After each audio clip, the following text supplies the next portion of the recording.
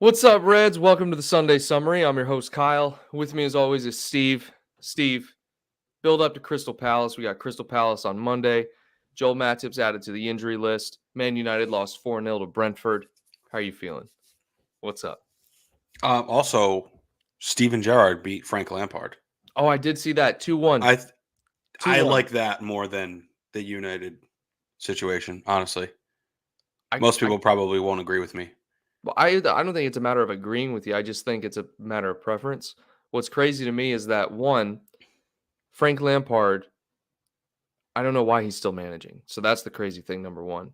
Crazy thing, number two, you look at Man United's lineup going against, whatchamacallit? Those, not the scrubs over at Brentford, but to be honest, their team wasn't exactly the best. Dude, watching the first 40 minutes of that game, you're just thinking to yourself, wow, this Man United team. By the way, all the goals were scored in the first half. It's like, holy First crap. 35 minutes. 35 minutes. You're thinking to yourself, holy crap, like they just crumbled under the pressure of playing at Brentford. I think, when does the window close? End of August. Ronaldo is going to do everything he can to leave. And I said this last year. And he's still trying. I don't think they want to let him go. Because otherwise, they'll score 0 goals this year. They've only scored 1 so far. Yeah, I mean, and they haven't played great competition. Like Brighton, okay, they're Brighton okay. Solid. Brighton solid. They're okay. They are average. They're average. Hey, Brentford I think Brighton are pretty good. Brighton were pretty good last year. We're gonna see like where they finished in the table. They're a mid-table team. They're a mid-table team. So they're average. Hey, doesn't matter. I'm going into this game on a high. Game on a high, bro. Right. Well, all I'm saying is United, they're in trouble because they haven't played anybody yet. Sorry. Brentford, I think they're solid, but I'm not circling that game on any calendar ever for any club in the Premier League. Yeah. They haven't played any of the top 6 yet. And they've been outscored 6-1. And they look awful, and their best players trying to leave the club still. And they have a brand new manager. But even with all of that, I'd rather see Lampard and Everton lose to Gerrard. Even with all of that. In a close match, even in a close match compared to a 4-0, I'd rather see Lampard lose to Gerrard. Guys, let us know in the chat. What would you rather see, or what did you enjoy more? Was it Everton losing to Aston Villa 2-1, or was it Man United losing 4-0? I already kind of know the answer. However, I do want to go over to the chat and say good morning to everyone. Thank you for tuning in to the show this Sunday. We got Hannah, Fly Girl MD, a newcomer in the chat. I'm sorry, I cannot read that. I don't know if that's Russian or what is. Steve, do you know what that is? That looks to be Russian. Russian? I don't know. I wish I was more cultured. Either way, Ian Richard, Liz, what's going on? Liz just wants a friendly reminder. I want everyone to remind us periodically throughout the show what the Man United score was. Just, randomly. You can just throw it in there. You don't even like need a McDonald's worker, Liz. You don't need context. She said, "I'd like a sausage McMuffin, please." Is that what this is like? The Mickey D's colors, right? Oh, it's savage. All I can get you, actually, Liz, is a gallon of satin black paint. Selling paint today. Sausage McMuffin. Honestly, man, the sausage McGriddle is the best breakfast item they have. Those biscuits are drier than the Mojave. I said the McGriddle. I'm just saying. Okay. Because you said the McMuffin before. Good Lord. Isn't the McMuffin on a biscuit? It is. Or is that No, that's on a English muffin. McMuffin, English muffin. Well, their eggs are dry shit too. All right, well, whatever. I could still crush 5. I mean. Oh, yeah. I can't eat McDonald's anymore, dude. It makes my stomach messed up. I can't eat it anymore. I wish I could. However, Steve, let's get into this, bro. New injury news breaking this week. Okay. The good news is Jota and Keita, I believe, are back. No, excuse me, not Jota. I apologize, guys. Sorry. Didn't mean to get your hopes up.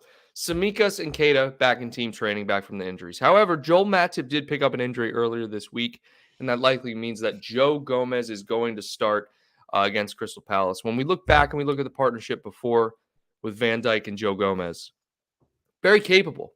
Joe Gomez was at one time the same level that we were comparing to Joel Matip in the sense that he's one of the top defenders in the Premier League. And this was a while back when he was starting next to Van Dijk. That partnership has shown in the past to be, excuse me, a great partnership. How are you feeling about the Joel Matip injury? And honestly, dude, I mean, I'm looking for Joe Gomez to put in a performance. I mean, I need the dude to step up. Like, you've been waiting for this for over a season now because Matip's been healthy. You got to I'm not worried at show all. up and prove that you deserve to start. Yeah, I'm not worried at all. I loved that pairing. We'll see if Gomez is the same player he was 2 seasons ago, but I loved that pairing. So I'm not worried. I mean, I don't want to see Matip get injured. I'm not glad that he got injured, but I'm happy for Joe to get some time. But look, here's the thing. Matip never really got injured last year. But every other First time season, ever. he First time picks ever. up knocks every couple months, every 6 weeks, something like that. I hope this isn't the beginning of one of those years because he has to be healthy if we want to win the league. Joel Matip has to be available. Yes. And what's crazy is that, excuse me, even now, Kanate and Matip are out. So we really have Van Dijk and Gomez, and then whoever's next in line. What, Nat Phillips? I don't think he's gone out on loan yet, right? Is he still around? I think. I don't know. Sepp? I don't. Vandenberg. Sepp? You throwing Sepp When in he- there? I'm pretty sure he was on the bench last week. He Kyle, was. Did you He see made that? I did. Boy made the Wow. bench, bro. He's back. He was backing up Salah, but I mean, he made the bench. Yeah, that's right. Right wing. Yeah. Now, the thing is, Joel Matip's injury is a groin injury. That's what he's had in the past, dude. It's always a groin injury. It's him and Keita. They get groin injuries. They're all muscular, right? They're all muscular. Now, one thing I was doing some research here, and a lot of times I think people overlook the fact that the intense preseason is meant to actually prepare you to be injury resistant throughout the season. You got to get the reps in, you got to get the intensity up in preseason. And sometimes these players, as a result of getting there, they get injured. And I think that's unfortunately what's happened to a lot of these guys. Now, me being an optimist, I think throughout the season, we're going to see less frequency of injuries. I think we're not going to see this many people out at once. I think at our peak, we had 8 people out, 7, 8 people out. You know, if we count everyone up, but we got Tsimikas and Keita coming back now. I think the important thing is these guys, dude, they got to get the reps and they got to get that intensity up. And we can't blame the preseason intensity. We can't blame the training intensity. We can't blame the injuries on that. I mean, that's part of Klopp's regimen to get them ready. And the unfortunate part is, I think what a lot of people are bringing up is we have a lot of injury-prone players. Yeah, because look, here's the thing.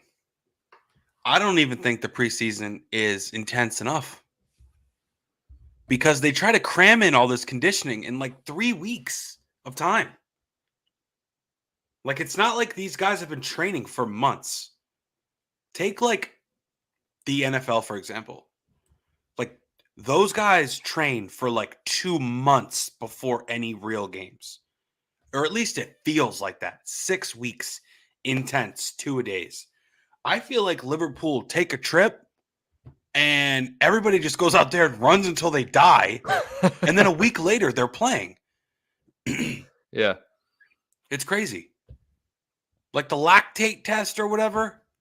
That's like 3 days before a match. Like, I feel like it should be longer. And I just feel like they try to jam everything in. But either way, look, we need Matip. I'll say it again. And we do have a lot of injury-prone players. I don't count Ox anymore because he's not even playing. He's not even in the rotation. Even if he's healthy, He would have a hard time getting on the pitch tomorrow with everybody we have out. I don't even, So dude, I don't even consider him when we go over our midfielders. Always, he's in the back of my mind. Like at the end, I forget him. I'm like, oh, and Ox, afterthought Ox. It's sad. It's really sad. Thiago is an annoying one. That's a really annoying one. I think it's annoying because how good he is when he's healthy. That's the most annoying part. But we knew this. I called this. We all did. If you overlook Thiago's injury-prone history, well, then you were just lying to yourself. Yeah. This is something that we looked at when we signed him, Kyle. Me and you. Yeah. Here on one of the legendary Sunday summaries was his injury history. And we can't expect that to ever change. Thiago's never going to play a full season. I'm sorry. Knock on wood. But he'll give you 20-something games. Well, the older he gets, the worse it's going to get, too. Yep. Yeah. Poor guy. Yeah. Thiago, dude. We got a lot of those players in midfield, dude. Got a lot of players pushing 30. All right? I mean, God forbid you lose someone like Fabinho, right? I mean, I think that's the only one you can't lose. You're looking real thin in the midfield, and I don't want that. You can't lose Fabinho, right? Thank God. People, they crap on Keita, but imagine if Keita was still out. I bet everyone's thankful that Keita's available for this game tomorrow. They're like, oh, we have Keita. Thank God. That's. I'm just saying. That's what people are saying. That's a problem. I'm sorry. When you're relying on Keita, look, I'll give him this. He was relatively healthy last year too. And I don't want to go into the Keita can of worms right now. Great season last season. Great season because he was available, but that's what I'm saying. He produced almost nothing. There's no moments I look back on and go, wow, Naby Keita. He had 2 world-class screamers. What are you talking about? Okay. But that's okay. So, all right, you're right. You're right. One was a volley, and the other, I forget what the other one was. But they're both volleys. Both were volleys. Okay. So take those 2 moments out. Nothing. I don't remember a single play he made last year, Kyle. I swear. It was just those 2. Though I remember those. I remember one vividly. The other one, not as much. One was against Crystal Palace. Huh? One was against Crystal Palace. Oh, right. Right. That's crazy. I can't remember any other moments of brilliance or magic. I can't. Yeah, it's all good. All that matters is he's available now, because now we're at a point where we're begging for players to be healthy. And then all of your opinions about players go out the window. You just want your first team players to be healthy. You don't want to go out there and see a midfield, unfortunately, of Tyler Morton, Ox, and whoever else. But Harvey Elliott and Carvalho are 2 that people forget about. And I think they can really offer us some versatility in that midfield. I think Elliott, new contract, by the way, guys, if you didn't see the video earlier this week, Harvey Elliott signed a new deal through 2027. And that's huge. Rightly deserved, by the way. He needs that pay. He was probably making peanuts compared to some of these other guys. And so now he probably got a nice little pay bump. Even when he was subbed on against Fulham, that link-up play with Salah was tremendous. He's really, I think he should start this game. What do you think? I think he will. Well, I think he I don't know. I think he should. Honestly. I want to see Milner too. Yeah. Fabinho, Milner, Elliott? Fabinho, Milner, Elliott. That's what I would like to see. But I wouldn't be mad if Hendo plays. And I don't know what's going to happen with Keita. But I've been saying it. Elliott is a baller. He can change a game. Absolutely. I don't think you'll see Carvalho start. I think he's a sub. Yeah, no, he's absolutely sub. I was strictly referring to Harvey Elliott, but Carvalho can still come on and make a difference. I think it was in the Community Shield. He linked up play with Salah and Darwin Nunez, and these players look promising. But Elliott, yeah, dude, he's a baller. Absolute baller. Let's go over to the chat and see what people are saying here. Let's scroll up a little bit. Philip, what's going on? Oyvind, good morning to everyone. Cricket Drive likes the Virgil van Dijk and Gomez partnership, as do we all. T-Bags for life, what's going on? Fly Girl says, Keita very unforgettable. I thought it said Keita very forgettable, which kind of made me laugh, but it doesn't, so it doesn't matter anymore. Galactic Hobbit, what's going on? Who are we talking about here? Fly Girl says, be good to see Harvey Elliott do well. Galactic Hobbit says, has Klopp been playing Elliott more on right wing lately? No, he's still playing midfield. He just plays more advanced. Because he's not really. Because we have the ball. Yeah. Like if he was playing like for Fulham, like, and he was in that position, like he would look more like a midfielder, but we just have the ball. And we're just in the opponent's third all the time. So I think it just looks different. But yeah, he's like a right attacking mid. But definitely still in the midfield. Yeah, but right. Salah will make those runs and Elliott gets wide. You see Trent play on it looks like Trent's playing, right forward sometimes. We overload it's tough to answer that question when we have all the possession typically and the way we move. So I think Elliott's link-up play is why Klopp plays him in midfield. I think if you put Elliott on right wing, he wouldn't necessarily bring that threat, right? Because yes, he can create for himself. Yes, he can create space and get balls into the box. But I think he's more dangerous. One, in the middle of the field where he has a lot of freedom to, pretty much pick and choose where he wants to put the ball. But two, linking up with Salah. He has a real connection with Salah over there. Cricket Drive here says, Elliott has a creative ability to find cheeky passes. He needs game time. He started against Chelsea last season at Anfield. That was huge. Steve, someone who said it in here. Well, let's go to Hannah here. Elliott and Carvalho are the most exciting players for us right now. I think Darwin Nunez has got to be in that conversation also. Here we go. T-Bags for Life said, Hendo, Millie, Fabinho starting. I think Klopp. I could see that. I could see it it's too. It's very defensive, but like he might. Who knows what? Oh, that's a boring midfield, Steve. I don't. I think it could be better than you think. Only because Milner's in there. Seriously. Yeah. I don't care what anyone says. Milner can get forward. I don't want to hear it. No, he can do anything he wants. I'm not joking. This isn't sarcasm. No. Sepp Vandenberg is sarcasm. Yeah, Sepp Vandenberg on the left wing is sarcasm. On the right wing, it's not. The dude is really good, man. Yeah. I honestly think Milner could score. Let's see what Dermot here says. This going back to the Naby Keita thing, and then we'll talk about lineup predictions and whatnot. Will Naby Keita ever become the player he was at Leipzig if he doesn't stay injury-free and start to repay some of the $52 million we spent on him? I think it's time to get rid soon. And so this again comes back to the debate of extending his contract or letting his contract run out. Steve, the more time goes on, the more I lean towards they're probably just going to let Keita walk. Klopp loves him. I know Klopp loves him, but dude, there is no justification for extending his contract when he has literally given us. Have you finally turned the corner? Did he turn the corner though? No, you. Have you finally turned the corner on the Naby Keita saga? I'm just thinking of it practically, dude. You can't. I mean, I love Naby Keita too, but that doesn't mean I want to keep him because nothing pisses me off more than when you're never available.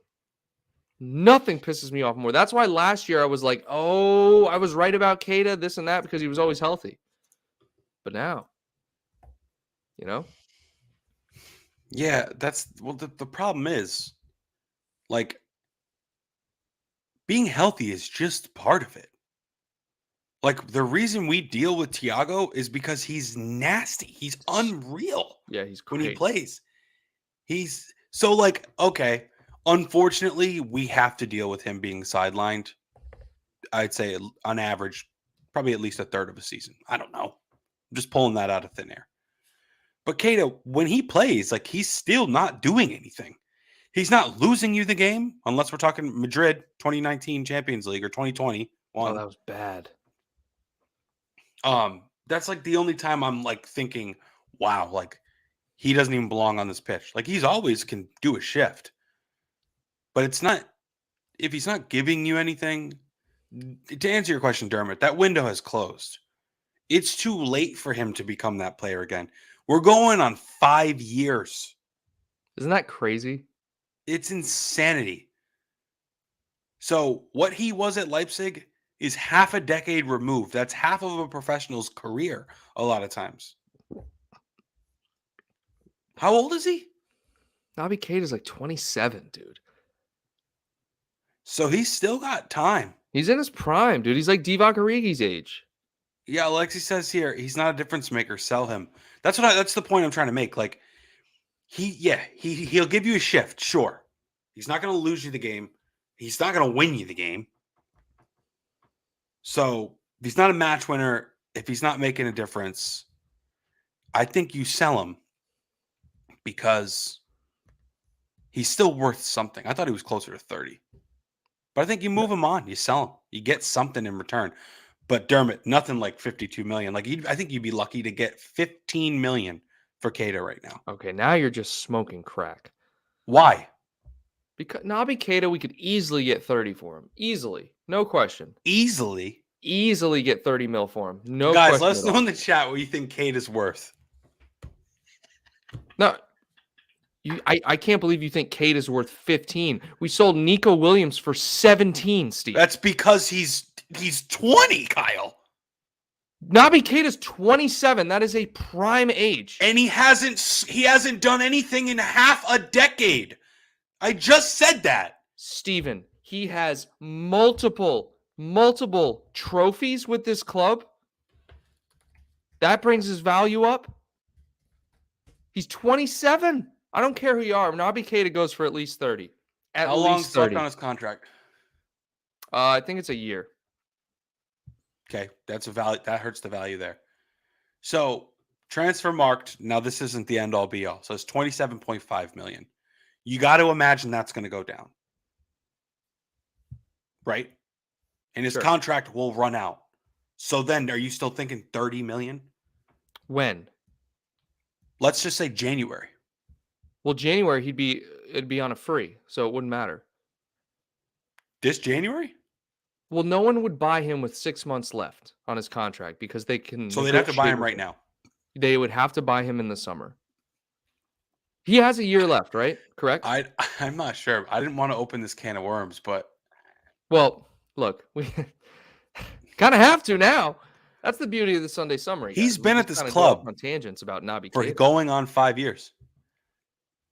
Going on 5 years. It's insane. So yeah, he's. Yeah. Liz said earlier,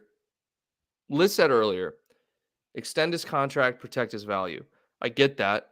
Would it be worth it? I don't know. But cricket, dude, 15. Steve, I know at times you like to be a little hyperbolic, if that's even a word. But 15 mil, come on. I know you're kind of joking. You're joking. I'm not joking, I swear. And I could be wrong. I've been wrong. Stupid. Maybe once. It's either you're joking or you're stupid. Kyle, we bought him for what, 50? 52? And he's done nothing but get worse. So 30. So you think he's still worth 30 even though he offers nothing? He's worth 30 because 1, he is a Premier League proven midfielder. 2, no, but that's the thing. He's not proven. And people don't care about trophies if you did nothing to get them. He didn't or they shouldn't. All right. All right. Well, okay. All right. He's not proven. Okay. I just want you to proven that his body can't handle this league. That's all he's proven. I just want everyone to understand something that Steven said we would sell Naby Keita for 15 million. Okay. I think we'd get 15 Go million. on record. 15 million. Yep. Maybe 20.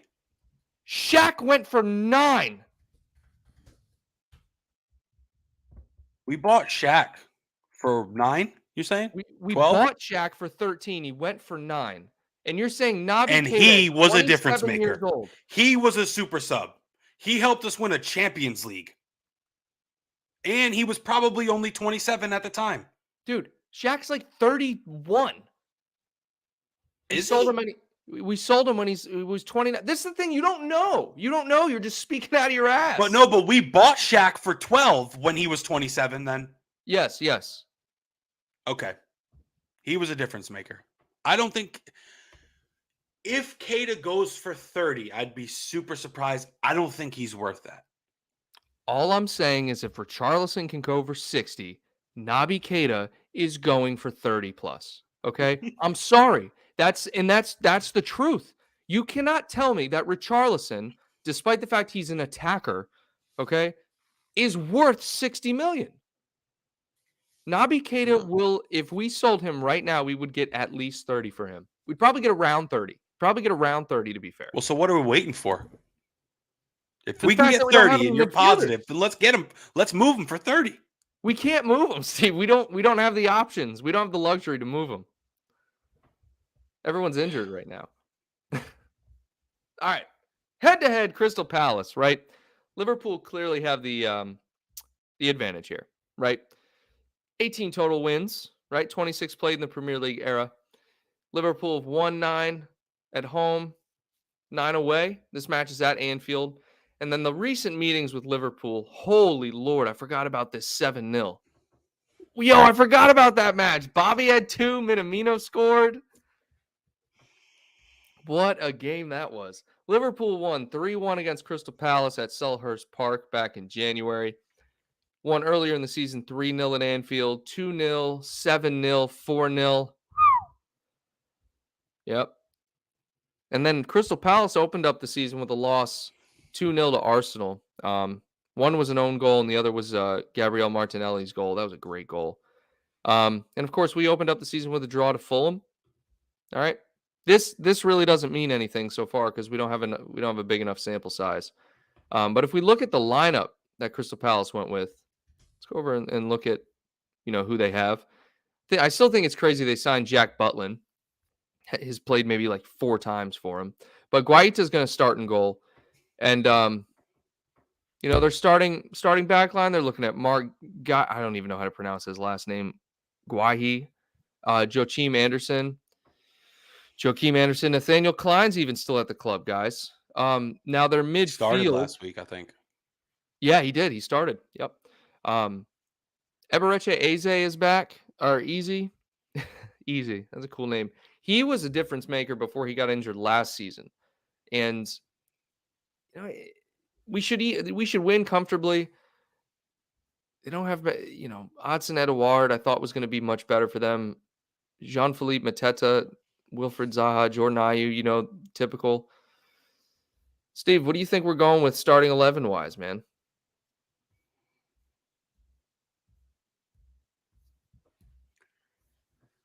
For us? Yeah.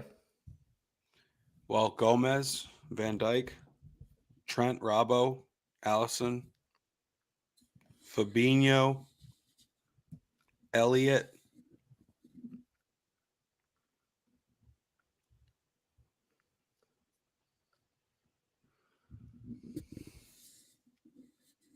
Milner. That's what I want, but I think you'll see Hendo. Okay. And then Nunez, Salah, Diaz. I think you're just swapping out Bobby. Yeah. I think you hit the nail on the head with the front 3. Go Allison, Robbo, Trent, Gomez, Van Dijk, Fabinho. I'm going to go Hendo, Elliott. Keita's going to start, probably. I don't know. I want to see Elliott. I at this point, I'd rather see Elliott play than Naby Keita. No question. And front 3, the same. And, a lot of people say I'm a little worried about Crystal Palace. Crystal Palace is one of those teams you do have to be a little worried about. You got to be a little... you just got to be wary of them because they can come out and bite you if you're not ready. But looking at the previous history, dude, we don't have a problem with Crystal Palace. Now, I did say we should have smacked Fulham and we drew. So we do have to be wary. I think we just need to come out with a completely different energy. So anything can happen, especially look at what happened yesterday. Brentford 4-0 against Man United. Yeah, this league is weird this season so far. Some weird results.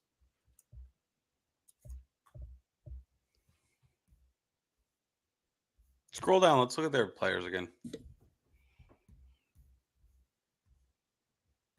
All right. So Guaita is going to start in goal. There's no question there. Defending. Joachim Anderson has to start. And we're going to see Mark Gahey. I think that's how you say it. Gahey. And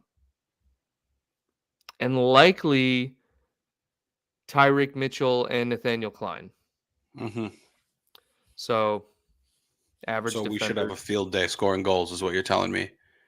We should. With Salah and Darwin Nunez and Luis Diaz, yes, we absolutely should. They have a solid midfield, actually. Their defense is weak. Yeah, they really, really needed that Joachim Anderson acquisition because other than that, dude, like, they really don't have anyone in defense. No. So, but yeah, their midfield, you're right. They're deep in midfield. I mean, I'm not saying Eze's a good player. Eze's really good. Luka Milivojevic, although he's getting a little bit old, still very solid. Jeffrey Schlupp is solid. Still, we shouldn't have a problem tomorrow. No. And I'm just kind of giving Crystal Palace credit because they deserve credit for sure. Yeah. They certainly do. And people say, well, we shouldn't underestimate them. I think that's the difference between underestimating and then just being realistic. Like, this team should never beat that team ever.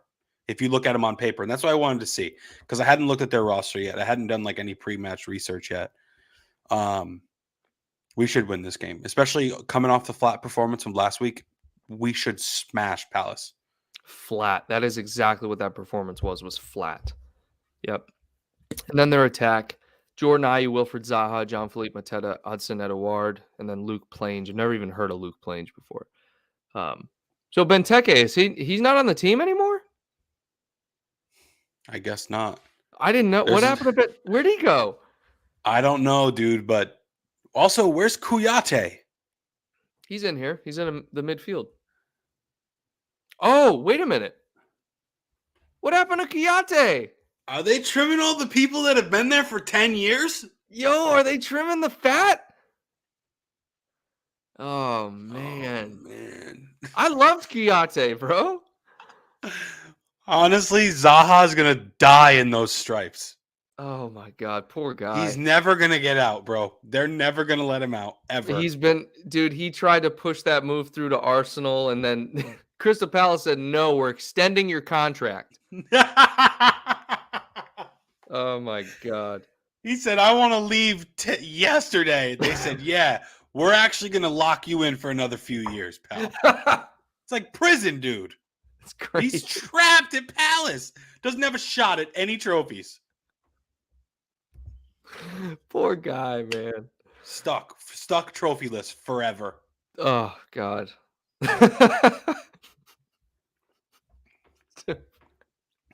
Lifelong loser. Oh, that's so sad, man. Yeah, let's go over to the chat. What do you guys predicted lineups? I feel like we hit the nail on the head there, but Ian Richard here, Alisson, Trent, Van Dijk, Gomez, Hendo, Fabinho, Elliott, so no Milner. That's actually a solid prediction. Milner comes on as a sub. Diaz, Nunez, and Salah. Yeah, I think we can expect to see that front three. We could definitely expect to see that back four. The question is in midfield. It's always in midfield. The question is always in midfield. Oyvind says, I have given up on trying to predict the midfield, and that's exactly what I was trying to say there. Ross Bauer, what's going on? Liz says Trent needs to be watching his positioning. Yeah, especially because Trent's going to be on the Crystal Palace legend, Wilfred Zaha. So, Trent should just literally tie a rope around his waist and then put the other end on the far post and, make it 50 yards long. And then he has to get back. He has to guard the far post. God. Uh, That's all right. Oh, Benteke went to DC United. yeah, Ryan, are that's you why I'm messing with laughing me? over here. Well, that and the leash and Trent's leash.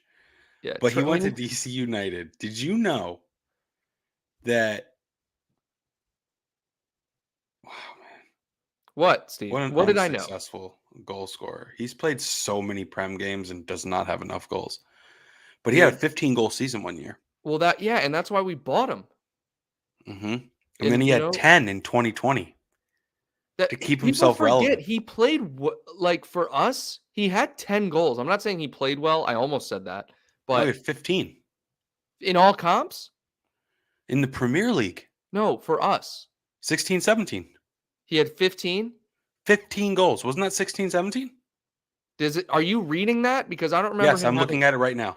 15 Oh, no. goals. Crap. That's Crystal Palace. I figured. I'm like, Damn, you're he's smoking been at crack. Crystal Palace for years. We had him for one season, dude. He scored 9 for us in 29 matches. That ain't bad. That's not bad. But, dude, he had 15 for Palace in 16, 17. Then they kept him. He played 3 full seasons after that and had a total of 6 goals. Oh, that's so bad, bro. He can't finish. I don't understand. He's got the yips with finishing. Dude, I think we need to have an entire show about these players that are paid to score and paid to play as attackers and can't put the ball in the net. We have to have a conversation about that.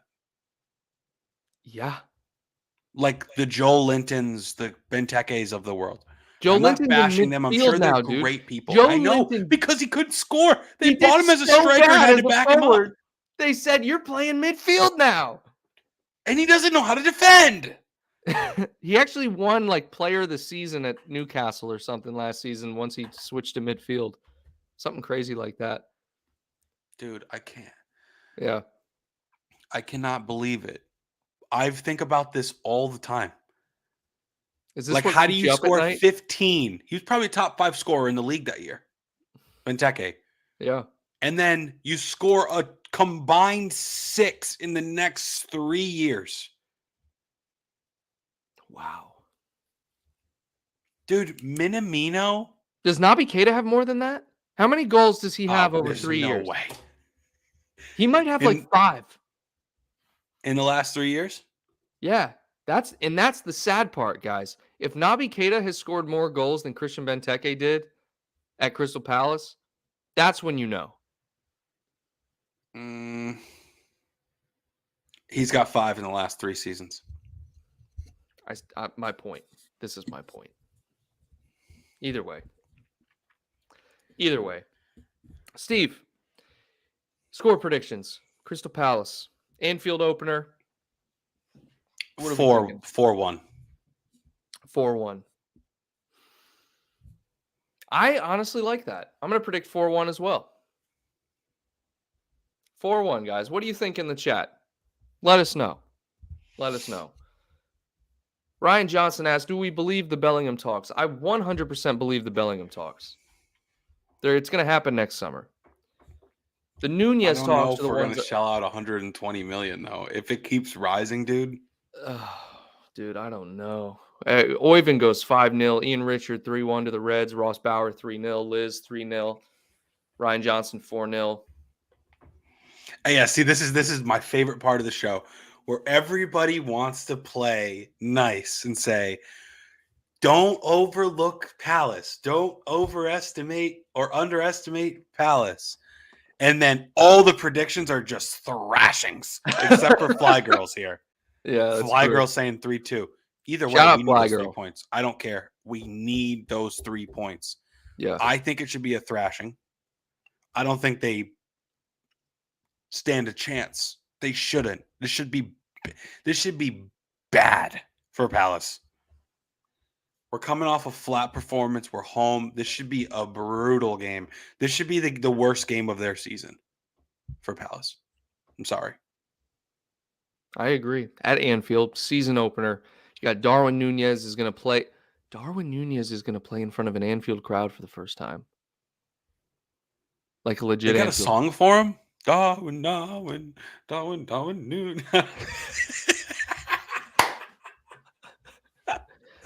All I got, the only one I started doing was Darwin Nunez. That's the What only about one. Darwin Nunez? That is trash, bro. There's no rhythm. I know, dude. I don't know. There's that guy that makes all the songs, right? Yeah, Jamie Webster. Yeah. Yeah, he'll find something. Somebody Shout out finds something. Ross Bauer, longtime channel contributor, channel subscriber, now channel member. Ross Bauer, thank you for becoming a YouTube member.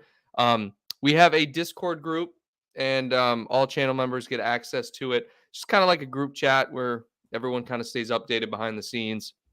And additionally, we got some behind the scenes videos that you can check out, more intimate videos.